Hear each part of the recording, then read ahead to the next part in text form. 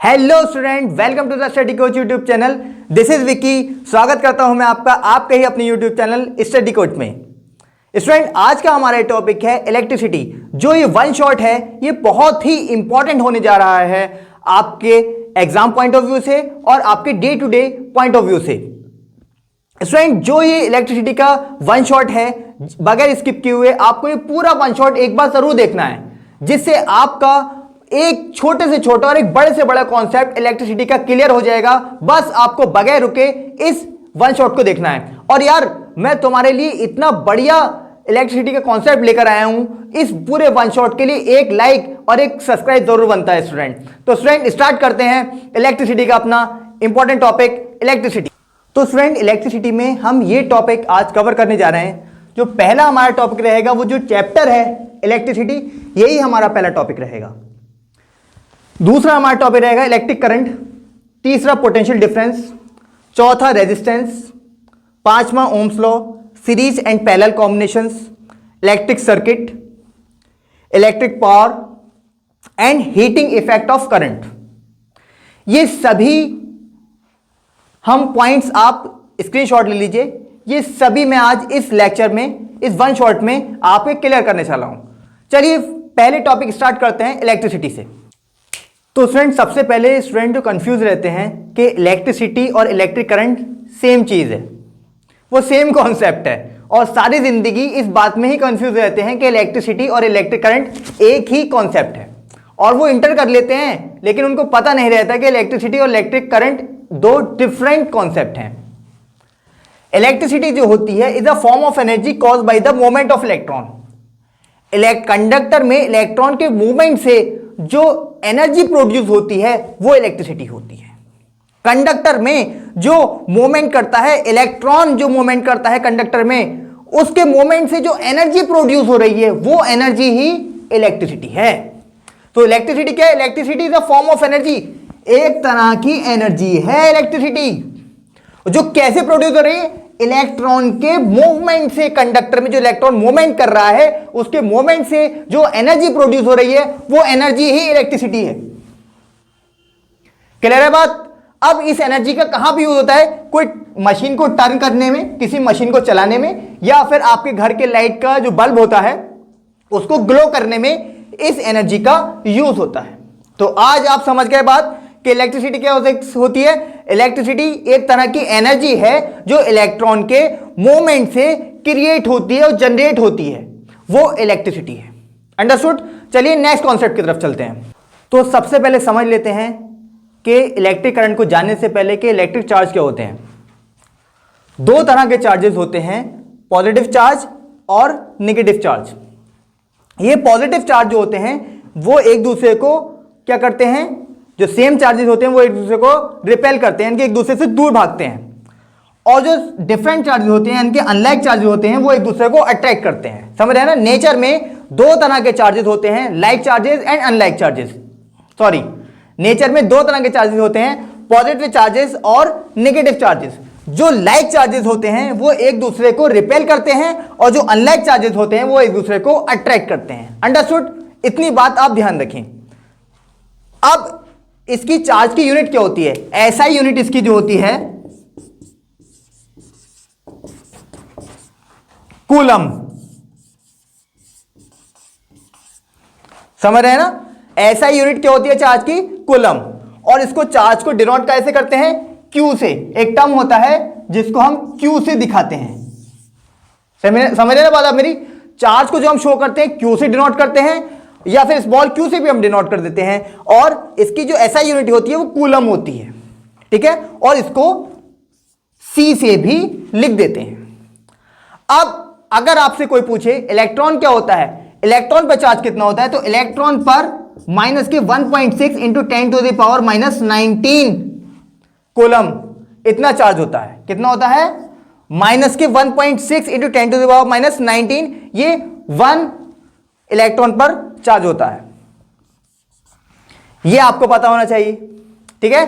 तो सबसे पहले इलेक्ट्रिक चार्ज कितने होते हैं? टू टाइप्स के चार्ज होते हैं नेचर में, एक पॉजिटिव चार्ज होता है और एक नेगेटिव चार्ज होता है। जो लाइक चार्जेस होते हैं वो एक दूसरे को रिपेल करते हैं, कि एक दूसरे से दूर भागते हैं, और जो अनलाइक चार्जेस होते हैं वो एक दूसरे को अट्रैक्ट करते हैं, कि एक दूसरे के करीब आते हैं। अंडरस्टूड। और ऐसा यूनिट क्या होती है चार्ज की, कूलम होती है, और एक इलेक्ट्रॉन पे चार्ज कितना होता है, माइनस के 1.6 into 10 to the power minus 19, और इसको हम एलिमेंट्री चार्ज या फंडामेंटल चार्ज भी बोलते हैं। अंडरस्टूड। चलिए अब चलते हैं अब हम नेक्स्ट टॉपिक पर। अब ये एक कॉन्सेप्ट और सीख लेते हैं, क्वांटाइजेशन ऑफ चार्ज। ये क्या होता है, सबसे पहले क्वांटाइज का मीनिंग समझते हैं। क्वांटाइजेशन का मतलब क्या होता है, जो एक परफेक्ट मल्टीपल में हो। क्वांटाइजेशन का मतलब क्या होता है, जो एक परफेक्ट मल्टीपल में हो।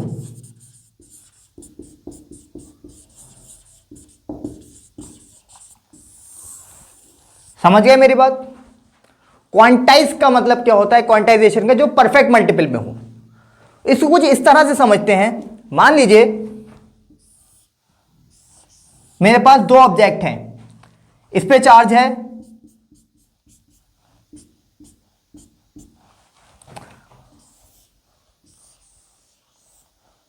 और एक सेकंड ऑब्जेक्ट मेरे पास ये रहा।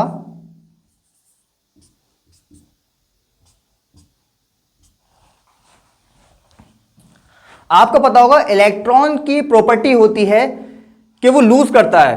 मतलब किसी भी बॉडी में हमारे इलेक्ट्रॉन और प्रोटॉन होते हैं, इलेक्ट्रॉन पर नेगेटिव चार्ज होता है और प्रोटॉन पर पॉजिटिव चार्ज होता है। तो कहने का मतलब ये, the charge of any object is perfect multiple of electron. जब कोई बॉडी, कब कोई ऑब्जेक्ट लूज करता है इलेक्ट्रॉन लूज करता है, तो क्या होता है, वो परफेक्ट मल्टीपल में करता है। मतलब एक करेगा, दो करेगा या तीन करेगा। फॉर एग्जांपल यहां से दो इलेक्ट्रॉन लूज कर रहा है, ठीक है ना, तो यहां से दो इलेक्ट्रॉन चले जाएंगे, किसके पास आ जाएंगे, सेकंड बॉडी के पास आ जाएंगे। समझ गए मेरी बात। तो यहां से इसने दो इलेक्ट्रॉन लूज कर दिए और वो सेकंड बॉडी के पास चले गए। ये बॉडी क्या हो गई, पॉजिटिवली चार्ज, ये पॉजिटिवली चार्ज हो गई, और ये बॉडी क्या हो गई हमारी, निगेटिवली चार्ज। कोई कॉन्सेप्ट नहीं छोड़ूंगा, आप देखते रहें बस ध्यान से। तो ये बॉडी, मैंने क्या कहा आपसे, कोई ऑब्जेक्ट जब चार्ज को लूज करता है, इलेक्ट्रॉन को लूज करता है, वो एक परफेक्ट मल्टीपल में करता है, यानी कि एक करेगा, दो करेगा, तीन करेगा, इस तरह से लूज करेगा। लेकिन 1.5, 2.2, 2.5 इस तरह से वो इलेक्ट्रॉन को लूज नहीं करेगा। तो इसको ही हम बोलते हैं क्वांटाइजेशन ऑफ चार्ज। समझ के मेरी बात, दोबारा से बताता हूं। Quantization of charge, the charge of any object is perfect multiple of electron. कोई भी ऑब्जेक्ट जब हमारा इलेक्ट्रॉन लूज करती है तो वो परफेक्ट मल्टीपल में करती है, यानी कि या तो एक इलेक्ट्रॉन लूज करेगा, या फिर दो इलेक्ट्रॉन लूज करेगा, या फिर तीन इलेक्ट्रॉन लूज करेगा। लेकिन वो 1.5 नहीं करेगा, 0.5 नहीं करेगा, 2.5 नहीं करेगा, 3.5 नहीं करेगा, 2.2 नहीं करेगा। समझ गए मेरी बात। तो कोई भी ऑब्जेक्ट हमारा जो इलेक्ट्रॉन लूज करेगा वो परफेक्ट मल्टीपल ऑफ इलेक्ट्रॉन के करेगा, यानी कि 1, 2, 3, 4, 5, 6, 7 ऐसे करेगा। तो इसको ही हम बोलते हैं क्वांटाइजेशन ऑफ चार्ज। अब इसमें एक स्टेप और आगे लेके जाता हूं मैं आपको। मान लीजिए किसी बॉडी के ऊपर इस तरह से चार्ज है, चार्ज बॉडी है, और एक दूसरी बॉडी चार्ज है। इलेक्ट्रॉन की प्रॉपर्टी होती है किसी ऑब्जेक्ट में वो फ्रीली मूव करते हैं। अब इस बॉडी ने दो इलेक्ट्रॉन क्या कर दिए, लूज कर दिए, वो इस बॉडी के पास आ गए। अब आप मुझे बताइए, इस बॉडी के पास निगेटिव चार्ज जाता है या पॉजिटिव जाता है, निगेटिव जाता है। 1, 2, 3, 4, 5, 6 और पॉजिटिव कितने हैं, 1, 2, 3, 4। तो ये बॉडी निगेटिवली चार्ज होगी या पॉजिटिवली चार्ज होगी। क्यों निगेटिवली चार्ज होगी, ये इसलिए निगेटिव चार्ज होगी क्योंकि यहां पर निगेटिव चार्ज ज्यादा है, तो इसलिए ये बॉडी कहलाएगी negatively charge, negatively charge body कहलाएगी। समझ गए मेरी बात। ये बॉडी क्या कहलाएगी, निगेटिवली चार्ज बॉडी कहलाएगी, क्योंकि इसके पास निगेटिव चार्ज ज्यादा है।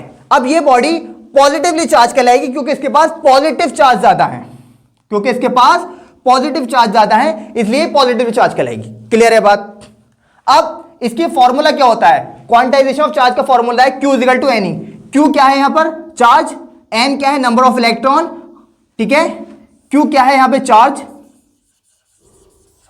और N क्या है, number of electron, number of electron. समझ रहे हैं मेरी बात, ये होता है। क्लियर है। अब नेक्स्ट टॉपिक पर चलते हैं। चलिए, अभी हमारा नया टॉपिक है स्टूडेंट, इलेक्ट्रिक करंट।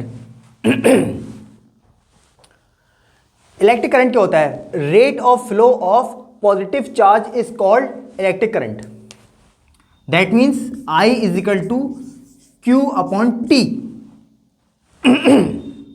सॉरी, जिस रेट पर पॉजिटिव चार्ज फ्लो होते हैं उसको हम इलेक्ट्रिक करंट कहते हैं। यानी charge with respect to time, flow of charge आपने यूजली पढ़ा होगा कि फ्लो ऑफ चार्ज जो होता है वो इलेक्ट्रिक करंट होता है। तो यहां पर क्या है, जिस रेट पर चार्ज फ्लो होते हैं उसको हम इलेक्ट्रिक करंट कहते हैं।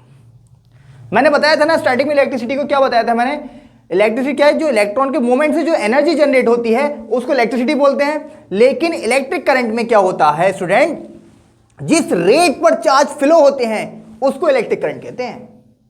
आइए समझते हैं इसको। ये कोई कंडक्टर है मेरे पास,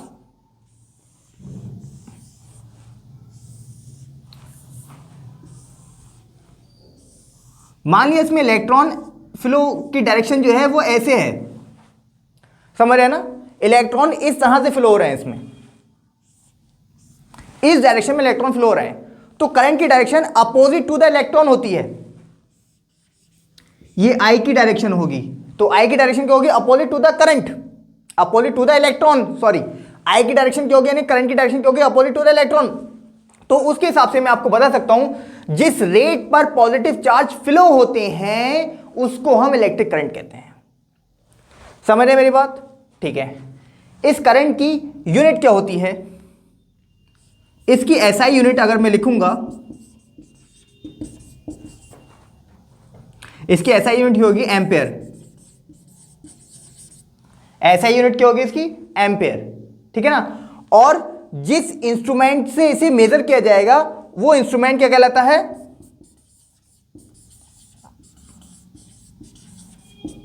अमीटर। तो अमीटर नाम के इंस्ट्रूमेंट से इस करंट को मेजर किया जाता है, इसको नापा जाता है, और इसकी यूनिट क्या होती है, एम्पेयर। यूजली इसको A से भी लिख देते हैं। और अमीटर को किस साइन से दिखाया जाता है, इस तरह के साइन से दिखाया जाता है। मैं इसको अलग अलग कर देता हूं ताकि ये एक दिखाई ना दे। अमीटर के साइन को इस तरह से दिखाया जाएगा और एम्पेयर के साइन को इस तरह से दिखाया जाएगा। तो SI यूनिट ऑफ एम्पेयर कितनी हो गई, SI यूनिट ऑफ करंट कितनी हो गई, एम्पेयर। और इंस्ट्रूमेंट इसको मेजर करने का कौन सा है, अमीटर, जिसे एम्पेयर मीटर भी कहते हैं। तो उससे ये मेजर किया जाता है। अब हम पता लगाते हैं कि 1 एम्पेयर करंट कितनी होती है। मान लीजिए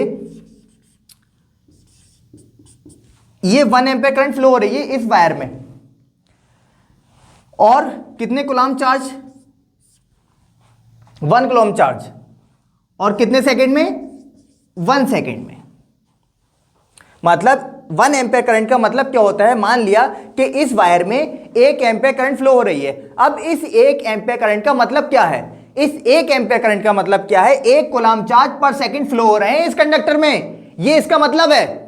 समझ रहे हैं मेरी बात, नहीं समझ रहे हैं? 1 एम्पेयर का मतलब ये है 1 कूलम्ब चार्ज पर सेकंड फ्लो हो रहे हैं इस कंडक्टर में, वो हमारी कहलाएगी 1 एम्पेयर करंट। अब ये 1 कूलम्ब चार्ज कितना होता है ये मैं आपको बताता हूं। आइए मान लीजिए आपके पास जैसे 1 इलेक्ट्रॉन की वैल्यू कितनी होती है, 1.6 इंटू 10⁻⁻19 कूलम्ब, ठीक है ना। एक इलेक्ट्रॉन पे कितना चार्ज होता है, -1.6 इंटू 10⁻⁻19 कूलम्ब। और मैं यहां से अगर कूलम्ब निकालूंगा तो 1 कूलम्ब इज इक्वल टू 1/1.6 इंटू 10⁻⁻19 हो जाएगा। क्लियर है इतनी बात? अगर मैं 1 कूलम्ब निकालूंगा तो 1/1.6 इंटू 10⁻⁻19, और मैं जब इसकी वैल्यू निकालूंगा तो 6.25 इंटू 10⁻18 ये आ जाएगी इतना। इतना होता है 1 कूलम्ब, यानी कि इतने इलेक्ट्रॉन्स आ गए हैं। दोबारा फिर बताता हूं, देखिए आपको पता है 1 इलेक्ट्रॉन की वैल्यू कितनी होती है, 1.6 इंटू 10⁻19, ठीक है। अब 1 कूलम्ब चार्ज की वैल्यू निकालेंगे आप तो कितना होगा, 1/1.6 इंटू 10⁻19। जब आप इसको डिवाइड करेंगे 6.25 इंटू 10⁻18 इलेक्ट्रॉन। दैट मीन्स अगर मैं बोल रहा हूं कि किसी वायर में, किसी कंडक्टर में 1 एम्पियर करंट फ्लो हो रही है, इसका मतलब पर सेकंड 6.25 इंटू 10⁻18 इलेक्ट्रॉन फ्लो हो रहे हैं। नहीं समझे बात आप मेरी? मैं कह रहा हूं कि अगर 1 एम्पियर है 1 कूलम पर सेकंड, तो उससे मैं अगर 1 एम्पियर की वैल्यू निकालता हूं तो 6.25 इंटू 10⁻18 होता है। तो इसका मतलब 1 एम्पियर 6.25 इंटू 10⁻18 इलेक्ट्रॉन पर सेकंड फ्लो हो रहे हैं 1 एम्पियर में। और अगर मैं 5 एम्पियर बोलता हूं तो इसका ही आप 5 से मल्टीप्लाई कर देंगे और इतने कूलम चार्ज इसमें फ्लो होगा। अगर मैं बोल देता हूं 10 एम्पियर तो इसको 10 से मल्टीप्लाई करेंगे। जरा सोचें, जब आपको इलेक्ट्रिक शॉक लगता है तो अगर आप छूते हैं तो छूने से पहले बता दें मुझे इस बात का कि एक बार छूने के बाद अगर आपने छुआ है तो इतने इलेक्ट्रॉन आपकी बॉडी से पास हो गए। अगर कितने 1 एम्पियर करंट है और 5 एम्पियर करंट है तो इसका मतलब इसको 10 से 5 से मल्टीप्लाई करेंगे, उतने इलेक्ट्रॉन आपकी, मतलब मैं इसको काउंट भी नहीं कर सकता स्टूडेंट्स, इसको मैं सोच भी नहीं सकता कि कितनी बड़ी वैल्यू है ये। तो जरा ध्यान दें इस बात पर कि जब भी किसी इलेक्ट्रिक शॉक लगे आपको या फिर किसी नेक्ड वायर को आप छूने जाएं तो पहले सोच लें कि 6.25 इंटू 10⁻18 ओनली 1 एम्पियर में फिल हो जाएंगे आपकी बॉडी में इतने। और अगर 5 एम्पियर की करंट है, उस पर लिखा है, मेंशन है उसके ऊपर 5 एम्पियर, और आपने उसे छू दिया है तो बहुत मुश्किल है आपको बचना। तो इतना मतलब इसको 5 से मल्टीप्लाई कर दीजिए, इतने इलेक्ट्रॉन आपकी बॉडी से पास होंगे। यह मतलब है इसका 1 एम्पियर का। समझ रहे हैं बात आप मेरी स्टूडेंट? तो इसको आप नोट कीजिए। नेक्स्ट टॉपिक पे चलते हैं कि हाउ करंट फ्लो, किस तरह से करंट फ्लो होती है। अब स्टूडेंट हम समझते हैं डायरेक्शन ऑफ इलेक्ट्रिक करंट।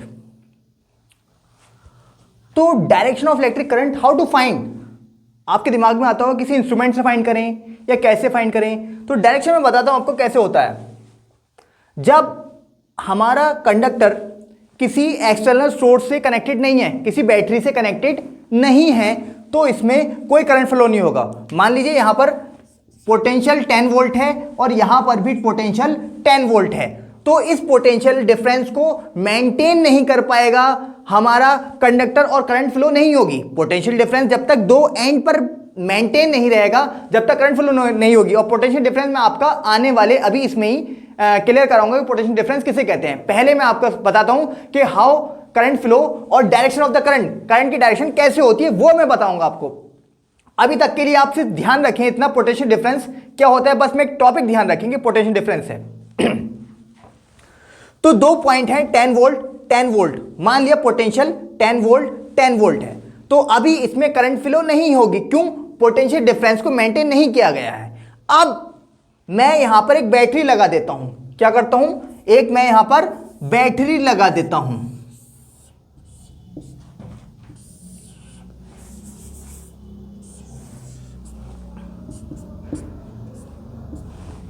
समझ गए? अब मैंने यहां पे एक बैटरी लगा दी है। अब जब बैटरी लगेगी, बैटरी के अंदर कोई ना कोई स्विच भी कनेक्टेड होगा। ये मैंने स्विच कनेक्ट कर दिया, ठीक है ना, ये मैंने यहां से एक स्विच कनेक्ट कर दिया। मैं कुछ इसको इस तरह से बताता हूं आपको। मान लीजिए अभी सर्किट ओपन है, अभी जो स्विच है वो ऑफ है और सर्किट ओपन है। अभी no current flow, that means कोई पोटेंशियल डिफरेंस नहीं है। जब हम ये स्विच ऑन करते हैं, ध्यान देना स्टूडेंट मेरी बात के ऊपर, जब मैं स्विच ऑन करूंगा यानी कि सर्किट ऑफ हो जाएगा। तो अब इस बैटरी के अंदर इलेक्ट्रोलाइट का एक सॉल्यूशन होता है। इस बैटरी के अंदर एक इलेक्ट्रोलाइट का एक सॉल्यूशन होता है। वो सॉल्यूशन क्या करता है, ये जो दो इलेक्ट्रोड्स होते हैं इस पर एक हायर पोटेंशियल होता है। दो इलेक्ट्रोड्स होते हैं, ये क्या है, हमारे इलेक्ट्रोड्स हैं। ध्यान देना स्टूडेंट, जो मैं बता रहा हूं बहुत ध्यान से बता रहा हूं आपको। दो इलेक्ट्रोड्स हैं। अब जब हम ऑन करते हैं, किसको ऑन करते हैं, स्विच ऑन करते हैं, तो हमारा क्या होता है, इसके अंदर इलेक्ट्रोलाइट के सॉल्यूशन के अंदर एक केमिकल रिएक्शन होती है। एक केमिकल रिएक्शन होती है, तो पॉजिटिव चार्ज जो है वो पॉजिटिव टर्मिनल के ऊपर गैदर होने शुरू हो जाते हैं और जो नेगेटिव चार्ज है वो नेगेटिव टर्मिनल के ऊपर आने शुरू हो जाते हैं। समझ रहे हैं मेरी बात? जो पॉजिटिव चार्ज है वो पॉजिटिव टर्मिनल के ऊपर जनरेट होने शुरू हो जाते हैं और नेगेटिव चार्ज नेगेटिव टर्मिनल के ऊपर आने शुरू हो जाते हैं। अब एक पोटेंशियल डिफरेंस मेंटेन होने लगता है, यानी कि पॉजिटिव पे क्या होता है, हायर पोटेंशियल,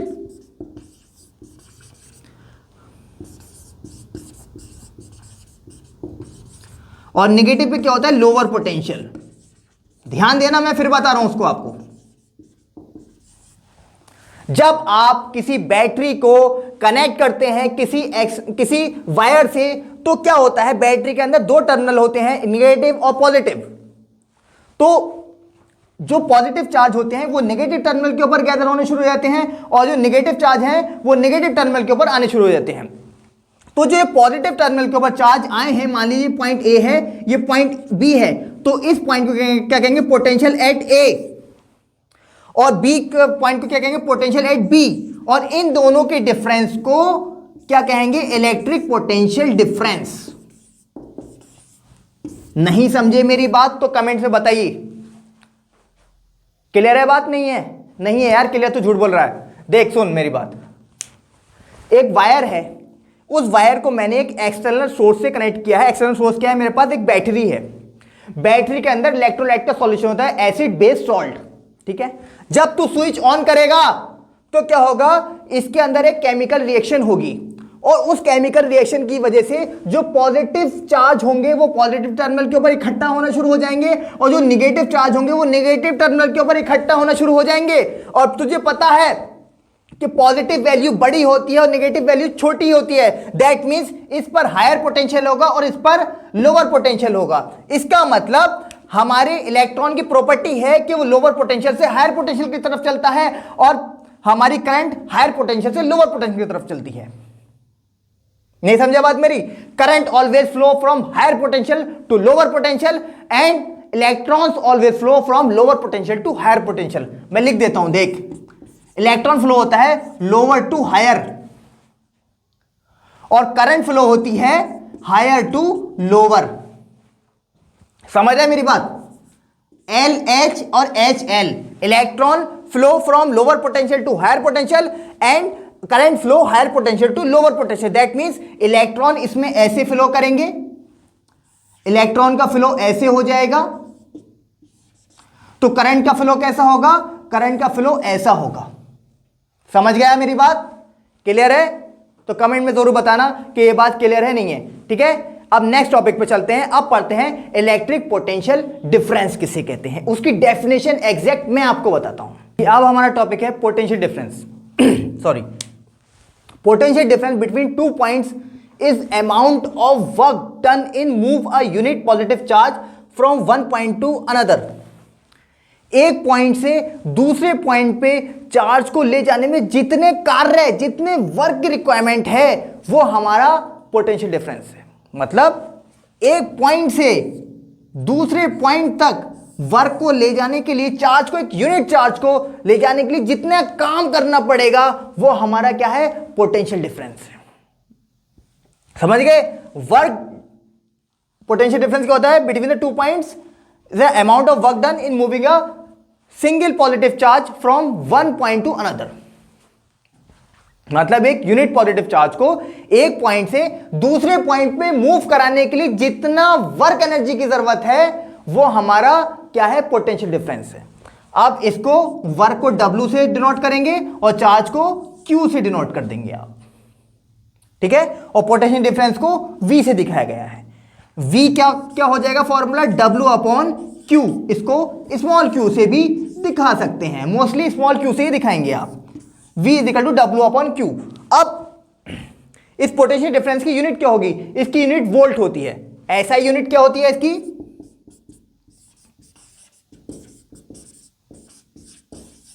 वोल्ट, यानी कि V से आप डिनोट कर देंगे किसको, पोटेंशियल डिफरेंस को, ठीक है। और जिस इंस्ट्रूमेंट से मेजर किया जाएगा उसे क्या कहते हैं, वोल्ट मीटर। इंस्ट्रूमेंट क्या है जिससे मेजर किया जाएगा, मेजरिंग इंस्ट्रूमेंट, वोल्ट मीटर, यानी कि V से इस साइन से उसे दिखाया जाएगा, वो क्या कहलाता है, वोल्ट मीटर कहलाता है, ठीक है। और वोल्ट मीटर का साइन क्या होता है, V। इससे इसको मेजर किया जाएगा। चलिए अब रेजिस्टेंस पढ़ते हैं, रेजिस्टेंस क्या होता है। हमारे नेक्स्ट हेडिंग है रेजिस्टेंस। रेजिस्टेंस क्या होता है, रेजिस्टेंस का साइन कुछ इस तरह से होता है आपके इलेक्ट्रिक सर्किट में। Resistance the property of material that opposes the flow of the electric current. Electric current को फ्लो होने में जो अपोज करता है, जो एक बाधा क्रिएट करता है, वो कौन करता है? रेजिस्टेंस करता है। आखिरी कैसे क्रिएट करता है देखते हैं। ये कंडक्टर है, मान लीजिए इसमें ये एटम्स हैं इस कंडक्टर के। मान लिया ये कॉपर है। क्या है ये कॉपर है। जब इसमें फ्री इलेक्ट्रॉन्स फ्लो करेंगे, क्योंकि हर कंडक्टर में फ्री इलेक्ट्रॉन होते हैं, जब फ्री इलेक्ट्रॉन फ्लो करेंगे तो जो कंडक्टर के एटम्स होंगे वो उससे कोलाइड करेंगे। किससे कोलाइड करेंगे? इन फ्री इलेक्ट्रॉन से। उन कोलिजन होने की वजह से उसकी स्पीड कम हो जाएगी, उसकी एनर्जी लॉस होगी। दोबारा बताता हूं, जब किसी कंडक्टर में करंट फ्लो होती है तो इलेक्ट्रॉन क्या करते हैं? इलेक्ट्रॉन कोलाइड्स करने शुरू करते हैं। किससे? उस कंडक्टर के एटम से। मान लीजिए कॉपर है तो कॉपर के एटम होंगे, एल्युमिनियम होगा तो एल्युमिनियम के एटम होंगे, और अगर आयरन होगा तो आयरन के एटम्स होंगे। तो ये कॉपर के एटम से कोलाइड करेगा और उस कोलिजन की वजह से एनर्जी का लॉस होगा और जिसकी वजह से करंट कम हो जाएगी। मान लिया ये इलेक्ट्रॉन फ्लो होना शुरू हुआ, यहां से टकराया, यहां से टकराया, यहां से टकराया, टकरा के फिर वो जा रहा है। मान लीजिए मैं भागता हुआ जा रहा हूं, मैं किसी चीज से टकरा जा रहा हूं, जो मेरी एनर्जी है वो लॉस ही तो होगी, तो इसका मतलब मेरी स्पीड कम हो जाएगी। तो यहां पर भी सेम केस यही है। जब इलेक्ट्रॉन फ्लो करना शुरू करेगा तो इसके कोलिजन से, रैपिड कोलिजन से, लगातार कोलिजन से उसकी करंट क्या हो जाएगी? डाउन हो जाएगी, कम हो जाएगी। यही रीजन है कि हर मटेरियल का रेजिस्टेंस डिफरेंट होता है, वो प्रॉपर्टी पे डिपेंड करता है। वो मैं आगे आपको डिस्कस करूंगा, लेकिन अभी आप इतना समझिए कि रेजिस्टेंस होता है क्या? रेजिस्टेंस एक प्रॉपर्टी है मटेरियल की जो अपोज करती है करंट के फ्लो होने में। और वो किस तरह से अपोज करती है? जब कोई करंट फ्लो होता है तो इलेक्ट्रॉन फ्लो होते हैं, जब फ्री इलेक्ट्रॉन फ्लो करते हैं तो वो उस कंडक्टर के एटम से टकराते हैं, और जब उस एटम के कंडक्टर से वो टकराते हैं तो क्या होता है? एक कोलिजन होता है। उस कोलिजन की वजह से वो अपनी एनर्जी लॉस कर देता है। जब वो अपनी एनर्जी लॉस करेगा तो उसकी करंट डाउन हो जाएगी। इसका मतलब रेजिस्टेंस इनवर्सली प्रोपोर्शनल होता है किसके? करंट के। रेजिस्टेंस बढ़ाऊंगा करंट कम हो जाएगी, रेजिस्टेंस घटाऊंगा करंट बढ़ जाएगी। ध्यान देना स्टूडेंट, ये बहुत इंपॉर्टेंट है। मैं आपको ये ओम्स लॉ में अच्छे से बताऊंगा जब मैं इस टॉपिक के आगे ओम्स लॉ कराऊंगा। तो अभी ये समझिए रेजिस्टेंस क्या होता है? रेजिस्टेंस वो होता है जो करंट के फ्लो होने में अपोज करे, वो हमारा रेजिस्टेंस कहलाता है। इसका साइन ये होता है, और इसकी जो यूनिट होती है रेजिस्टेंस की, ऐसा यूनिट क्या होती है? ओम। और इसका साइन कुछ इस तरह से होता है, ओम। ठीक है, समझ गए मेरी बात? और हर कंडक्टर का अपना अपना अलग रेजिस्टेंस होता है। अब जो ये एनर्जी लॉस हो रही है, इस एनर्जी लॉस की वजह से एक हीट प्रोड्यूस होगी। मान लीजिए मेरा हाथ इससे टकराता है तो कुछ हीट प्रोड्यूस होगी। उस हीट को कहीं ना कहीं आप यूज करेंगे, तो उस हीट को कहां यूज करेंगे? जैसे टोस्टर घर में यूज होते हैं, हीटर घर में यूज होते हैं, रूम हीटर घर में यूज होते हैं। तो प्रेस आयरन आप जो यूज करते हैं उसमें उस जगह पर जो जिनके हाई रेजिस्टेंस होता है वो कंडक्टर वहां यूज होते हैं। जैसे नाइक्रोम, तो ये आयरन में आपका यूज किया जाता है। तो ऐसा क्यों यूज किया जाता है? क्योंकि उसका रेजिस्टेंस बहुत ज्यादा होता है, इस वजह से उसका यूज आयरन में किया जाता है। समझ रहे हैं मेरी बात आप इसको? तो इसको आप नोट डाउन कर लीजिए। नेक्स्ट टॉपिक पर हम चलते हैं। अब पढ़ते हैं फैक्टर अफेक्टिंग रेजिस्टेंस। रेजिस्टेंस कौन कौन से फैक्टर पर अफेक्ट पड़ते हैं? तो सबसे पहले फैक्टर जो है जो रेजिस्टेंस के ऊपर इफेक्ट डालता है वो है टेम्परेचर।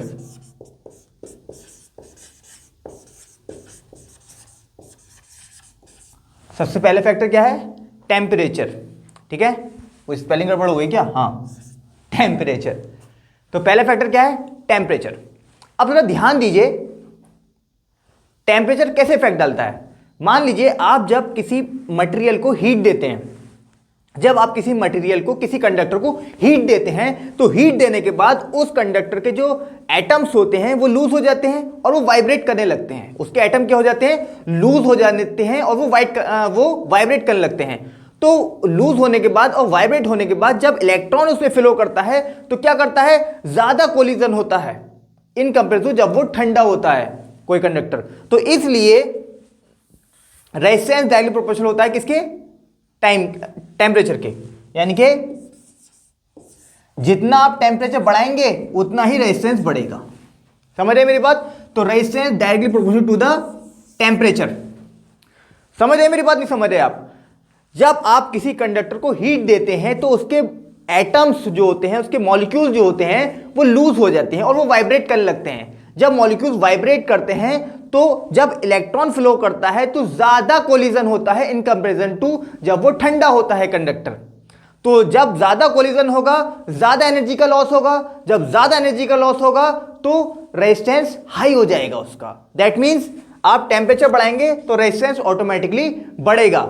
दूसरा किस चीज पे डिपेंड करता है? लेंथ पर। दूसरा लेंथ पर। लेंथ पर किस तरह से डिपेंड करता है? मान लीजिए कोई कंडक्टर है, उसकी लेंथ ज्यादा है, जितनी ज्यादा लेंथ होगी उतना ज्यादा कोलिजन होगा, और जितना ज्यादा कोलिजन होगा उतना एनर्जी का लॉस होगा। That means resistance directly proportional to the length. Length बढ़ाएंगे तो रेजिस्टेंस ऑटोमेटिकली बढ़ेगा। तीसरी चीज, area of cross section.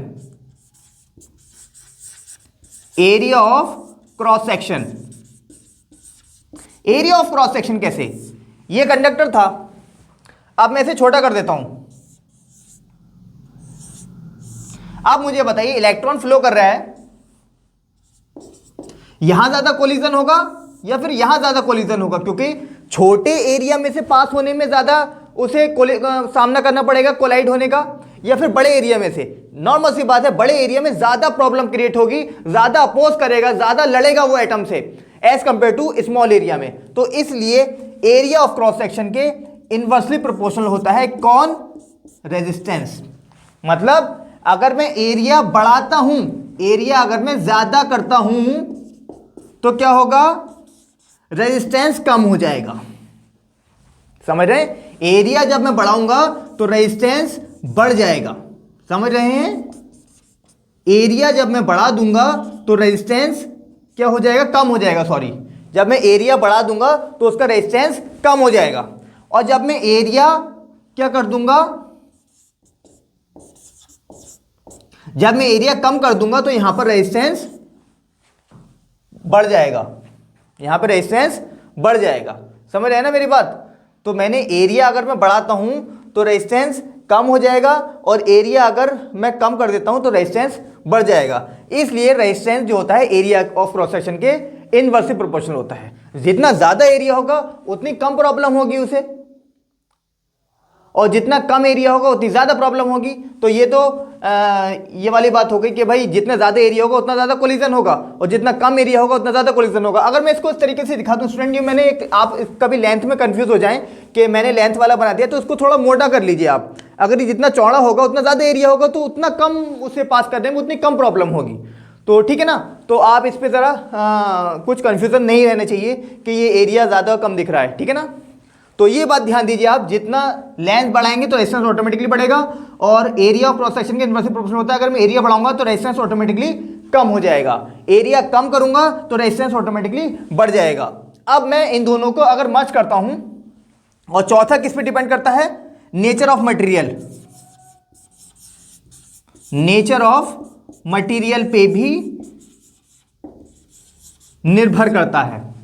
Material का नेचर क्या है उस पे भी डिपेंड करता है। कॉपर है, ब्रास है, टिन है, या फिर आयरन है, सिल्वर है, उसके ऊपर भी डिपेंड करता है रेजिस्टेंस का नेचर।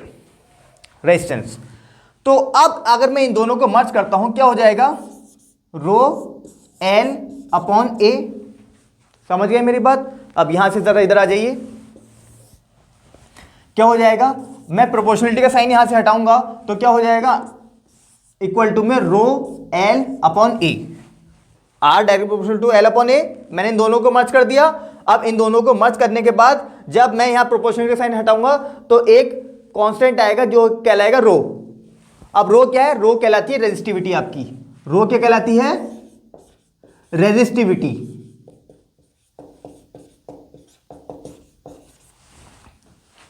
अभी रेजिस्टिविटी क्या होती है? किसी इलेक्ट्रॉन को फ्लो होने में ये जितना अपोज करता है उस पर ही डिपेंड करती है। मतलब हर मटेरियल की अलग अलग रेजिस्टिविटी होती है, रेजिस्टिविटी एक प्रॉपर्टी होती है मटेरियल की जो उसको इलेक्ट्रॉन को फ्लो होने में अपोज करती है। वही बताती है कि कोई किसी कंडक्टर का रेजिस्टेंस कितना ज्यादा होगा और कितना कम होगा। रेजिस्टिविटी क्या होती है? प्रॉपर्टी ऑफ द मटेरियल, जो कि बताती है कि कोई रेजिस्टेंस कितना ज्यादा रेजिस्ट करेगा करंट को और कितना कम रेजिस्ट करेगा। तो रेजिस्टिविटी को और डेप्थ में समझेंगे, बस अभी आप इतना ध्यान दीजिए। इन दोनों को मर्ज करते हैं, रो एल अपने रो क्या है? स्पेसिफिक कांस्टेंट, और जिसको क्या कहते हैं? रेजिस्टिविटी, जो कि करंट को फ्लो होने में एक प्रॉपर्टी है, जो करंट को फ्लो होने में अपोज करती है, वो कहलाती है आपकी रेजिस्टिविटी। अब रेजिस्टिविटी को और ज्यादा डेप्थ से समझते हैं डेफिनेशन के साथ। चलिए स्टार्ट करते हैं, चलिए रेजिस्टिविटी स्टार्ट करते हैं। मैंने क्या बताया था आपको? रेजिस्टिविटी बताती है कि कोई मटेरियल करंट के फ्लो होने में कितना अपोज करेगा, वो उसकी रेजिस्टिविटी कहलाती है। समझ गए मेरी बात? अगर रेजिस्टिविटी ज्यादा होगी तो वो कंडक्टर गुड होगा या बैड होगा? कमेंट जरूर करना। रेजिस्टिविटी ज्यादा होगी तो वो कंडक्टर बैड होगा, क्योंकि रेजिस्टेंस उसका ज्यादा होगा। और रेजिस्टिविटी लो होगी तो गुड कंडक्टर होगा, क्योंकि उसका रेजिस्टेंस कम होगा। कैसे कम और ज्यादा होगा, मैं एक फॉर्मूला के जरिए आपको बताता हूं। R इक्वल टू क्या होता है? रो एल अपॉन ए। समझ रहे हैं ना? रो डायरेक्ट प्रोपोर्शनल है R के। जब मैं रो बढ़ाऊंगा तो R भी बढ़ेगा, जब मैं रेजिस्टिविटी की वैल्यू बढ़ाऊंगा तो R भी बढ़ेगा। That means resistivity direct proportional to the resistance. जितनी रेजिस्टिविटी होगी उतना ज्यादा रेजिस्टेंस होगा, जितना ज्यादा रेजिस्टेंस होगा वो करंट के फ्लो होने में उतना ज्यादा हर्डल क्रिएट करेगा, उतना ज्यादा अपोज करेगा। और जब करंट के फ्लो करने में ज्यादा अपोज करेगा, उसका रेजिस्टेंस हाई होगा। जब रेजिस्टेंस हाई होगा तो वो बैड कंडक्टर होगा, और जब रेजिस्टेंस लो होगा तो वो गुड कंडक्टर कहलाता है। ठीक है, समझ गया बात मेरी? तो एक बात समझ लेते हैं। Resistivity it is the property of material that not depends on size shape of the material. ये मटेरियल के साइज शेप पर डिपेंड नहीं करती है। रेजिस्टिविटी जो क्या कहलाती है? ये एक प्रॉपर्टी होती है मटेरियल की, और हर मटेरियल की अलग अलग प्रॉपर्टी होती है। इंसुलेटर क्या होते हैं? इंसुलेटर की इतनी ज्यादा रेजिस्टिविटी होती है 10 to the power 13। About insulator की अगर आप देखेंगे 10 टू दी पावर 13 से लेकर 10 टू दी पावर 16 तक रेजिस्टिविटी जाती है, 17 तक जाती है। तो इतनी हाई रेजिस्टिविटी होती है कि वो करंट को बिल्कुल फ्लो होने ही नहीं देता। इतना अपोज करता है करंट को फ्लो होने में कि वो करंट फ्लो ही नहीं होती है, इतनी ज्यादा रेजिस्टिविटी होती है। अब आप जरा ध्यान से देखें रेजिस्टिविटी को। अगर मैं इसकी वैल्यू निकालूं तो RA अपॉन L, ये इसकी वैल्यू निकल के आएगी। ठीक है, अब इसकी अगर मैं यूनिट निकालता हूं रेजिस्टिविटी की, R को काय में मेजर करते हैं आप? ओम में।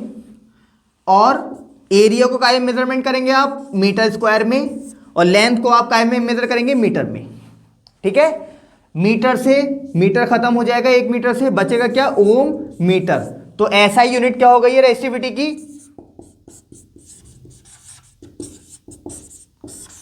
ओम मीटर। ठीक है, ये हमारी रेजिस्टिविटी की SI यूनिट है। अब कोई प्रॉब्लम तो नहीं है रेजिस्टिविटी में? रेजिस्टिविटी क्या कहलाती है? मैंने आपको पूरा बता दिया विद फॉर्मूला और विदाउट फॉर्मूला, मैंने सब कुछ बता दिया है आपको। अब चलते हैं नेक्स्ट टॉपिक पर। ओम्स लॉ क्या कहता है, डिस्कस करते हैं। At constant temperature current flowing in a conductor is directly proportional to the potential difference applied across its end. मतलब पोटेंशियल डिफरेंस कांस्टेंट टेम्परेचर पे directly proportional to the current होगी। नहीं समझे मेरी बात? क्या बोल रहे हैं? At constant temperature current flowing in a conductor is directly proportional to the potential difference. मतलब कांस्टेंट टेम्परेचर की बात हो रही है। अब इस कांस्टेंट टेम्परेचर को जानते हैं, मैंने आपको बताया था फैक्टर अफेक्टिंग, कौन कौन से फैक्टर हैं जो रेजिस्टेंस पर अफेक्ट डालते हैं। पहला फैक्टर मैंने आपको टेम्परेचर ही बताया था स्टूडेंट। मैंने किस तरह से बताया था? ये कांस्टेंट टेम्परेचर का मतलब क्या हुआ यहां पर, वो जानिए आप बात। कांस्टेंट टेम्परेचर का मतलब ये हुआ, मान लीजिए कोई मटेरियल है, आप इसको हीट देते हैं, आप इसको हीट देते हैं, आप इसको हीट दे रहे हैं नीचे से, ठीक है ना। जब आप इसको हीट देंगे तो उसके जो मॉलिक्यूल्स होंगे, वो एटम्स होंगे, वो लूज हो जाएंगे। और वो एटम्स क्या करने लेंगे, वाइब्रेट कर लेंगे। जब वो वाइब्रेट कर लेंगे तो इलेक्ट्रॉन में और ज्यादा कोलिजन होगा, जितना ज्यादा कोलिजन होगा उतना ज्यादा एनर्जी का लॉस होगा, और जितना ज्यादा एनर्जी का लॉस होगा उतना ज्यादा रेजिस्टेंस हाई होगा, ठीक है, और करंट क्या हो जाएगी, लो हो जाएगी। तो यही रीजन है कांस्टेंट टेम्परेचर इन्होंने बोला, ठीक है। तो वोल्टेज यानी कि potential difference directly proportional to the current होता है एट कांस्टेंट टेम्परेचर, किसके तहत, ओम्स लॉ के तहत। अब अगर मैं प्रोपोर्शनलिटी का साइन हटा देता हूं तो एक कांस्टेंट आ जाता है, वो कांस्टेंट कहलाता है आपका आर। ये कांस्टेंट क्या कहलाता है, आर। आर को क्या बोलते हैं, रेजिस्टेंस। यही आपका ओम्स लॉ है। अब अगर मैं इस आर की वैल्यू निकालता हूं, ये कांस्टेंट जो है इसकी वैल्यू निकालता हूं, V upon I is equal to R. R क्या है, कांस्टेंट है यहां पर।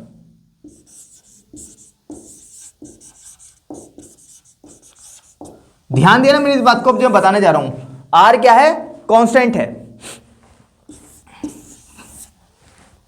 यानी कि वोल्टेज बढ़ाएं करंट बढ़ाएं आर चेंज नहीं होगा, यही तो मतलब है। अब चाहे वोल्टेज बढ़ाएं चाहे करंट बढ़ाएं तो क्या होगा, आर हमारा कांस्टेंट रहेगा, रेजिस्टेंस हमारा कांस्टेंट रहेगा, यही तो बात बोल रहे हैं। तो अब जानते हैं इसकी एक वीआई ग्राफ होता है, वो और मैं आपको बता देता हूं किस तरह से होता है। मान लीजिए voltage potential difference Y axis पे है और करंट एक्स एक्सिस पे है, ठीक है। तो इसका मतलब V direct proportional to the I का मतलब ये है, जिस अनुपात में, जिस रेशियो में आप V को बढ़ाएंगे उस रेशियो में I बढ़ेगा। जिस रेशियो में आप V को बढ़ाएंगे उस रेशियो में I बढ़ेगा। दैट मीन्स एक स्ट्रेट लाइन हमारी बन जाएगी। दैट मीन्स हमारी एक स्ट्रेट लाइन बन जाएगी। अब स्ट्रेट लाइन जब बन जाएगी और मैं इस लाइन का स्लोप अगर मैं निकालूं तो स्लोप कैसे निकल के आएगा, स्लोप क्या होगा, क्या होता है, Y axis upon X axis. ये स्लोप होता है। वाई एक्सिस पे क्या है, पोटेंशियल यानी कि V, और एक्स एक्सिस पे क्या है, करंट I, और ये किसके इक्वल है, V और I R के इक्वल है। That means slope directly proportional to the resistance. Slope किसके प्रोपोर्शनल है, रेजिस्टेंस के प्रोपोर्शनल है। मैंने यही तो बात लिखी यहां पे। इसका मतलब अगर मैं स्लोप बढ़ाता हूं, मैंने स्लोप यहां पे मान लिया, ये स्लोप है, अगर मैं स्लोप बढ़ाता हूं तो क्या होगा, रेजिस्टेंस ऑटोमेटिकली बढ़ेगा। स्लोप अगर मैं बढ़ाऊंगा तो रेजिस्टेंस ऑटोमेटिकली बढ़ेगा। समझ रहे हो बात, नहीं समझ रहे, दोबारा फिर बताता हूं। एट कांस्टेंट टेम्परेचर वोल्टेज यानी कि पोटेंशियल डिफरेंस डायरेक्टली प्रोपोर्शनल होता है करंट के, और अगर मैं प्रोपोर्शनलिटी का साइन हटा देता हूं एक कांस्टेंट आता है जिसकी वैल्यू होती है आर, यानी कि V बढ़ाएं I बढ़ाएं, आर के ऊपर फर्क नहीं पड़ने का भाई, ठीक है ना, आर कांस्टेंट रहेगा हमारा, ठीक है। तो V और I, आर हो गया, मैंने इसकी वैल्यू निकाल ली है। आर क्या है, कांस्टेंट है। इसका मैं VI ग्राफ ड्रॉ करता हूं तो VI ग्राफ, इसका मतलब जब आर कांस्टेंट है तो जो स्लोप निकल के आएगा मेरा वो क्या होगा, एक स्ट्रेट लाइन निकल के आएगी एक्स एक्सिस से। स्लोप क्या होता है, एक्स एक्सिस पे इसका झुकाव कितना है, इस स्ट्रेट लाइन का एक्स एक्सिस से झुकाव कितना है, वही स्लोप है। तो अब स्लोप की वैल्यू मैंने निकाली। स्लोप क्या होता है, Y axis upon X axis, ठीक है, Y axis upon X axis. Y पे क्या है पोटेंशियल, एक्स पे क्या है करंट, तो V अपॉन आई कितना हो गया, आर हो गया। तो इसका मतलब स्लोप डायरेक्टली प्रोपोर्शनल आ रहा है रेजिस्टेंस के, यानी कि स्लोप अगर मैं बढ़ा रहा हूं तो रेजिस्टेंस ऑटोमेटिकली बढ़ रहा है। समझ रहे मेरी बात, नहीं समझ रहे, चलिए स्लोप को और डेप्थ से समझते हैं, 3-4 ग्राफ के अकॉर्डिंग स्टार्ट करते हैं। अब स्टूडेंट स्कूल में कुछ टीचर्स बच्चों को कंफ्यूज कर देते हैं किस तरह से, आप देखिए जैसे यहां पोटेंशियल डिफरेंस है, यहां पर करंट है, तो वो टीचर्स कुछ ऐसे कर देते हैं, वो बच्चे कंफ्यूज रहते हैं इसमें, करंट यहां कर देते हैं और पोटेंशियल डिफरेंस यहां कर देते हैं। अब स्टूडेंट आपको पता है क्या हो गया है, देखिए जरा ध्यान से। अब अगर मैं इसका स्लोप निकालता हूं वो कितना आएगा, स्लोप क्या होता है, Y axis upon X axis, ठीक है। वाई एक्सिस पे क्या है करंट, एक्स एक्सिस पे क्या है वोल्टेज, पोटेंशियल डिफरेंस, समझ रहे हैं। और आई अपॉन वी क्या हो गया, ये पलट जाएगा, आई अपॉन वी क्या हो जाएगा, अगर मैं इसे पलटूंगा 1 अपॉन आर हो जाएगा, यानी कि रेशियो ही उल्टा हो गया, क्या हो गया 1 अपॉन आर हो गया, समझ रहे हैं। और टीचर्स उसको ऐसा ही लिखा रहने देते हैं, slope direct proportional to the R. लेकिन इस केस में स्लोप इनवर्सली प्रोपोर्शनल हो गया है। क्या हो गया है? स्लोप इनवर्सली प्रोपोर्शनल हो गया है आर के, यानी कि स्लोप बढ़ाऊंगा तो रेजिस्टेंस कम होगा, स्लोप बढ़ाऊंगा तो रेजिस्टेंस कम होगा। इस केस में ये हो गया है, समझ रहे हैं ना। एक एग्जाम्पल ले लेते हैं, आपको मैं समझाता हूं। एक एग्जाम्पल के तहत मान लीजिए डिफरेंट स्लोप पे एक पोटेंशियल डिफरेंस, यहां करंट है, यहां करंट है। तो अब जब यहां करंट है तो ये स्ट्रेट लाइन, जैसा कि आप इसे मान लीजिए R1 स्लोप, इसे मान लीजिए R3, इसे मान लीजिए R2, इसे मान लीजिए R5। अब मुझे इसमें बताना है किसका रेजिस्टेंस हाई होगा, किसका रेजिस्टेंस लो होगा। मैंने आपको बताया था इस केस में क्या होगा, slope directly proportional to the क्या होता है, slope directly proportional to the resistance होता है। यानी कि स्लोप बढ़ाऊंगा रेजिस्टेंस बढ़ेगी, यानी कि यहां पर क्या होगा, स्लोप बढ़ाऊंगा रेजिस्टेंस बढ़ेगी, तो यहां पे सबसे कम रेजिस्टेंस कौन सी है, R1 की है। उससे ज्यादा रेजिस्टेंस किसकी है, R3 की है। उससे ज्यादा किसकी है, R2 की है। इससे ज्यादा किसकी है, R5 की है। बात समझ रहे हैं? यानी कि जैसे जैसे स्लोप बढ़ता जाएगा रेजिस्टेंस भी बढ़ता चला जाएगा। क्यों? क्योंकि VI ग्राफ के तहत slope directly proportional to the resistance होता है। और अगर मैं इनवर्सली प्रोपोर्शनलिटी का साइन बनाऊं उसमें, तो जैसे जैसे मैं बढ़ता जाऊंगा, स्लोप बढ़ाता जाऊंगा, वैसे वैसे रेजिस्टेंस कम होता जाएगा, ये पलट जाएगा, ये पलट जाएगा। ये जो मैंने ऑर्डर बनाया है, ये ऑर्डर बिल्कुल पलट जाएगा अगर मैं इस वाले रिलेशन के तहत बनाऊंगा। तो समझ रहे हैं मेरी बात? तो ये बात ध्यान रखें आप, ये it is very very very important. ये आपके अपकमिंग CBSE बोर्ड 2026 में आने वाला क्वेश्चन है और 25 में भी आया है, तो आप इसके पर ध्यान दें। जैसे जैसे मैं स्लोप बढ़ाऊंगा रेजिस्टेंस ऑटोमेटिकली बढ़ेगा। इस केस में अगर VI ग्राफ इस तरह से बना हुआ है और IV की मैंने ग्राफ बना दिया है, I को मैंने Y एक्सिस पे कर दिया है और X को मैंने V को मैंने X एक्सिस पे कर दिया है, तो उस केस में इनवर्सली प्रोपोर्शनल होगा। उस केस में क्या होगा, उस केस में ग्राफ रिवर्स हो जाएगा। उस केस में मैं ऑर्डर ही रिवर्स हो जाएगा, यानी कि मैं स्लोप बढ़ाऊंगा तो रेजिस्टेंस कम होगा। समझ रहे हैं ना? स्लोप बढ़ाऊंगा तो रेजिस्टेंस कम होगा। समझ रहे हैं? तो इस केस में सबसे कम स्लोप सबसे कम रेजिस्टेंस, उससे ज्यादा स्लोप उससे ज्यादा रेजिस्टेंस, उससे ज्यादा स्लोप उससे ज्यादा रेजिस्टेंस, उससे ज्यादा स्लोप उससे ज्यादा रेजिस्टेंस, यानी कि lower the slope lower the resistance, higher the slope higher the resistance. ये इसका कॉन्सेप्ट है। ठीक है, चलिए नेक्स्ट टॉपिक पर मूव करते हैं। चलिए अब समझते हैं ओम्स लॉ को एक एक्सपेरिमेंट के तहत। ये एक सर्किट है, इसमें बैटरी कनेक्टेड है। अब ये सेल है, ये एक अलग सेल है, ये एक अलग सेल है और ये एक दूसरा सेल है। ये सेल से मिलके एक बैटरी बन रही है। आपको पता है सेल से मिलके क्या बनती है, बैटरी बनती है। तो अब मैं वेरीफाई करूंगा ओम्स लॉ को किस तरह से V/I इक्वल टू होता है R, यानी कि रेजिस्टेंस में आप करके दिखाऊंगा किस तरीके से कांस्टेंट रहता है। मैं दिखाता हूं वैल्यूज आपको रीडिंग। मान लिया ये 1 वोल्ट है, ये भी 1 वोल्ट है, ये भी 1 वोल्ट है, ये भी 1 वोल्ट है। समझ रहे हैं बात आप मेरी? अभी आपका जो वायर कनेक्टेड है,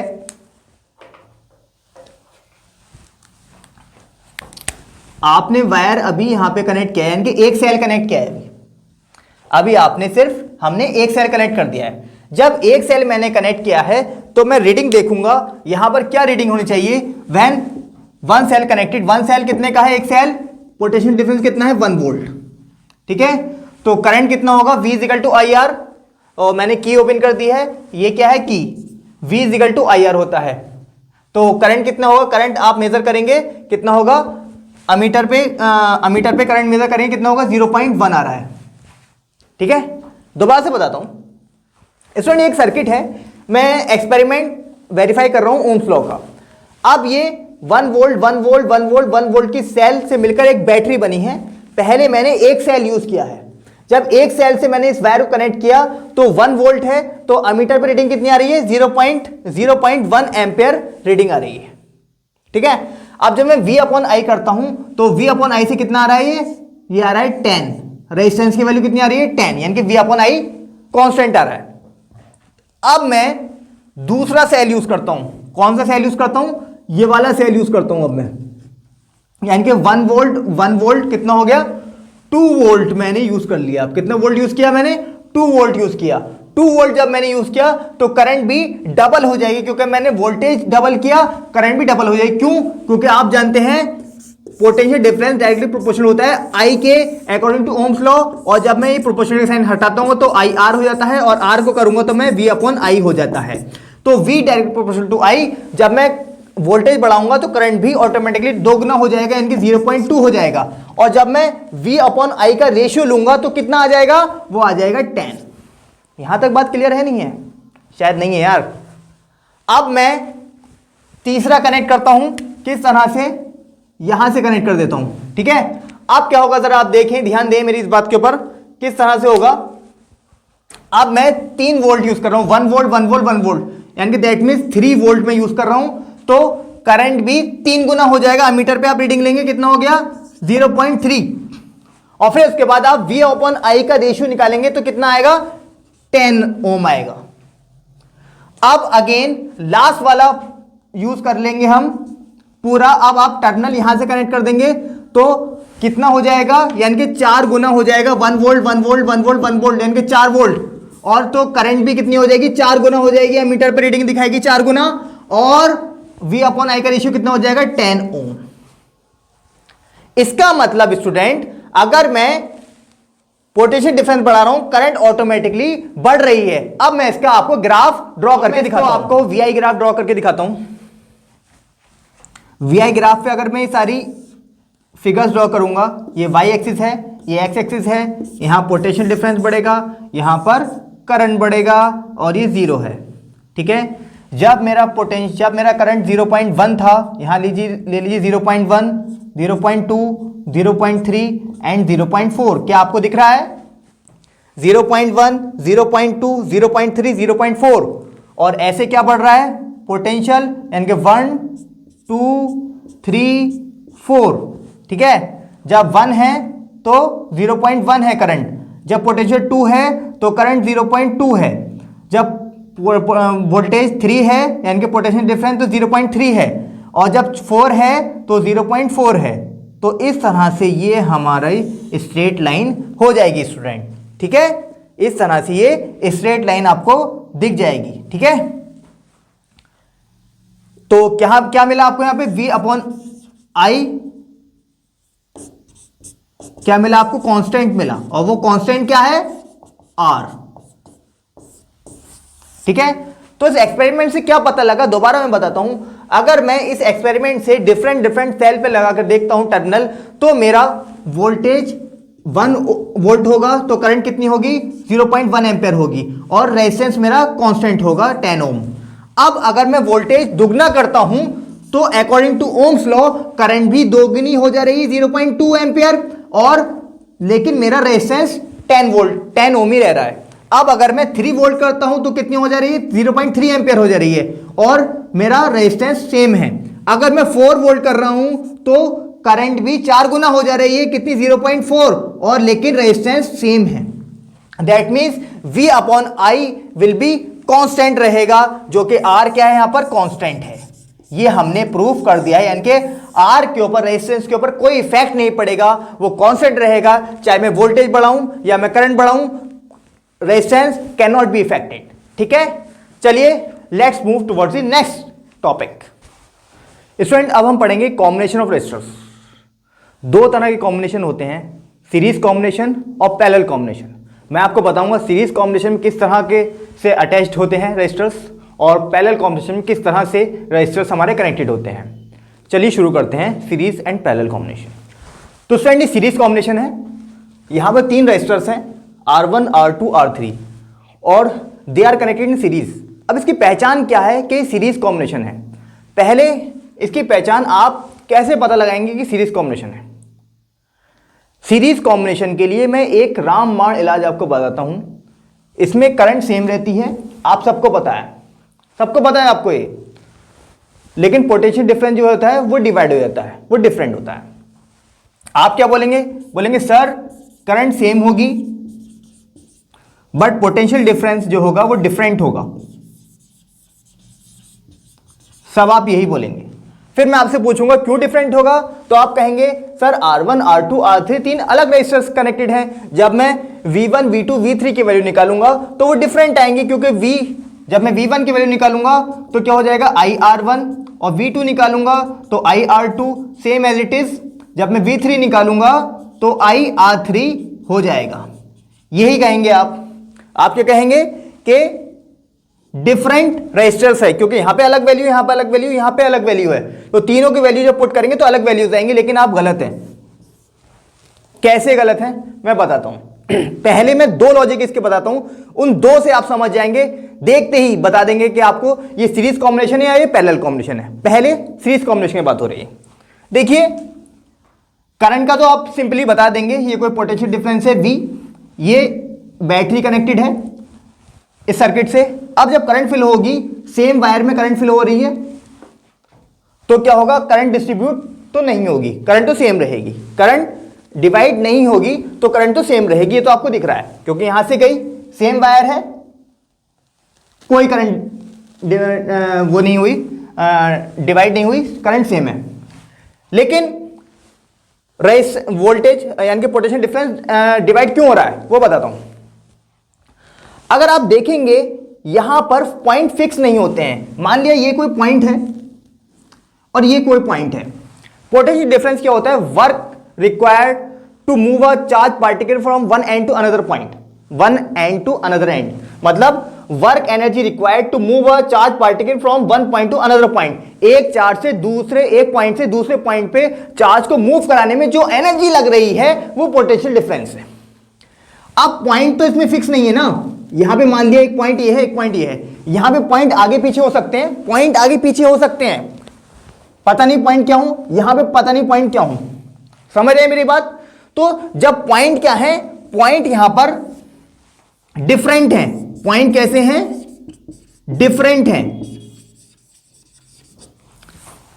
इसलिए हम कह सकते हैं कि यहां पे पोटेंशियल डिफरेंस जो होगा वो डिवाइड होगा। नहीं समझे बात? दोबारा बताता हूं। करंट तो आपको साफ दिख रहा है कि सेम रहेगा, क्योंकि कहीं स्प्लिट नहीं हो रहा है करंट, क्योंकि सेम वायर है, सेम वायर में सेम करंट फ्लो हो रही है। ठीक है, बट पोटेंशियल डिफरेंस कैसे डिवाइड हो रहा है वो बता दीजिए सर जी। तो वो बता रहा हूं, क्योंकि पॉइंट यहां पे फिक्स नहीं है, यहां पर पॉइंट आगे पीछे हो सकते हैं, तो इसलिए यहां पर पोटेंशियल डिफरेंस डिफरेंट होता है। पहली बात। दूसरी बात, दूसरा पता लगाने का तरीका, सिर्फ करंट को देख के पता लगा सकते हैं आप कि करंट डिवाइड हो रही है नहीं हो रही। जहां पर करंट डिवाइड हो रही है वो पैरेलल कॉम्बिनेशन है, जहां पर करंट डिवाइड नहीं हो रही वो सीरीज कॉम्बिनेशन है। कैसे? यहां पर करंट डिवाइड देखिए आप नहीं हो रही है, तो ये क्या है? सीरीज कॉम्बिनेशन है। जब करंट डिवाइड नहीं होगी, करंट जो होगी नो डिवाइड, तो वो कॉम्बिनेशन क्या कहलाएगा?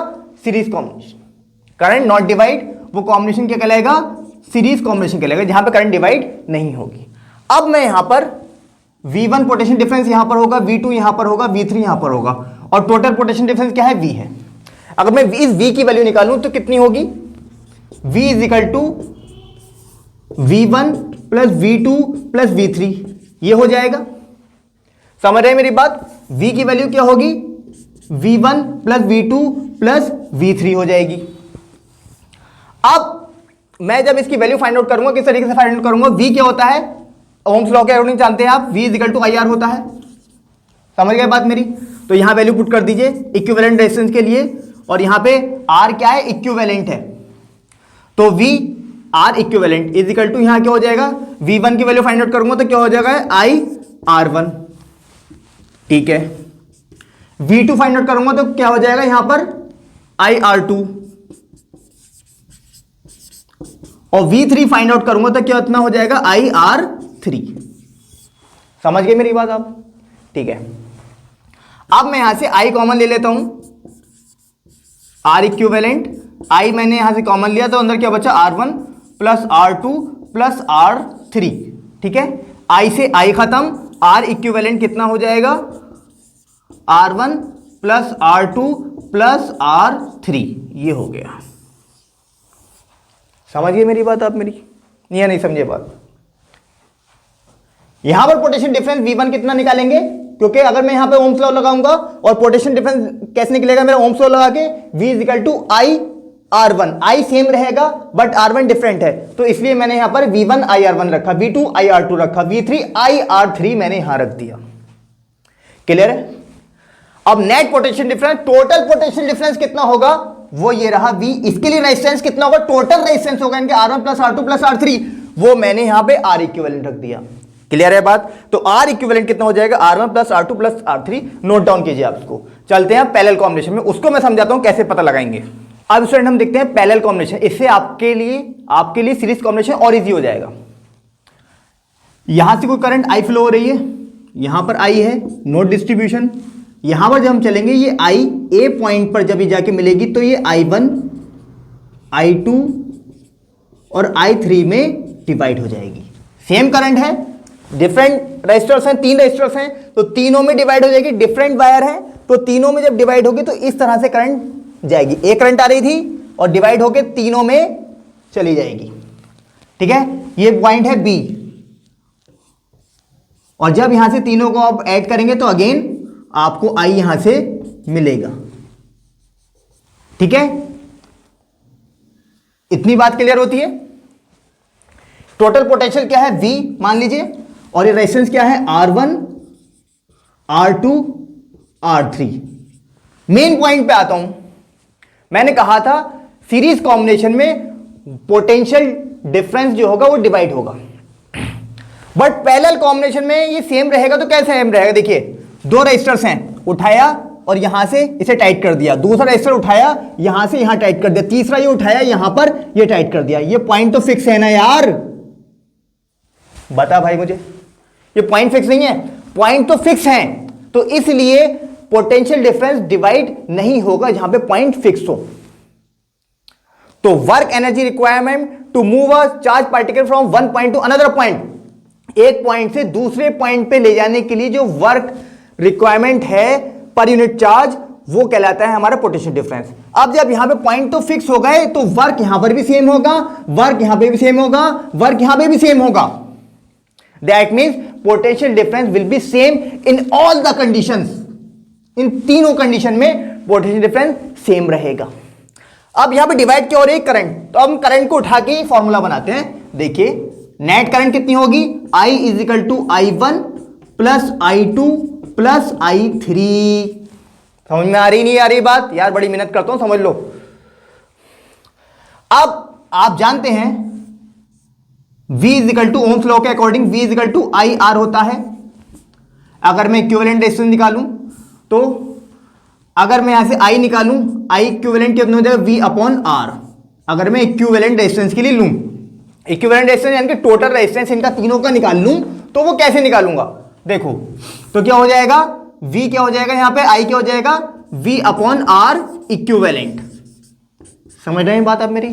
Same as it is I1 क्या होगा, पोटेंशियल डिफरेंस तो सेम रहेगा, क्या हो जाएगा R1, I1 क्या हो जाएगा V अपॉन R1, I2 क्या हो जाएगा V अपॉन R2, क्योंकि वोल्टेज पोटेंशियल डिफरेंस सेम रहेगा लेकिन रेजिस्टेंस डिफरेंट है। सेम एज इट इज अगर मैं यहां करंट निकालूंगा तो कितना हो जाएगा, I3 क्या हो जाएगा V अपॉन R3।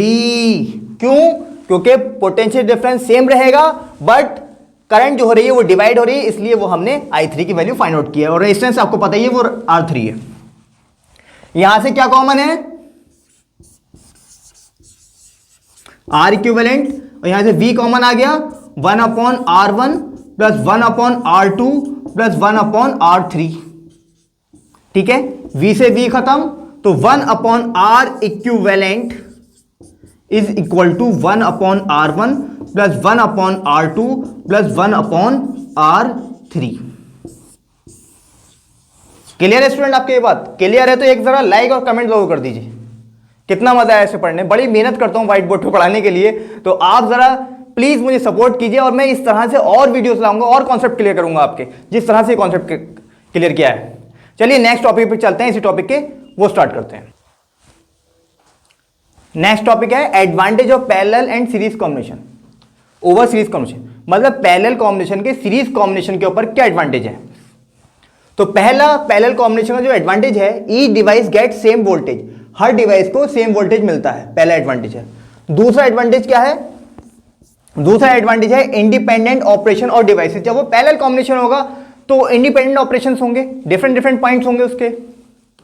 तीसरा, different devices can be connected safely, उसमें डिफरेंट डिवाइसेस को हम सेफली कनेक्ट कर सकते हैं। सेफली कैसे, क्योंकि अगर सीरीज में कनेक्टेड होगा, एक डिवाइस खराब हो गई तो सभी खराब, एक सर्किट खराब तो सभी बंद।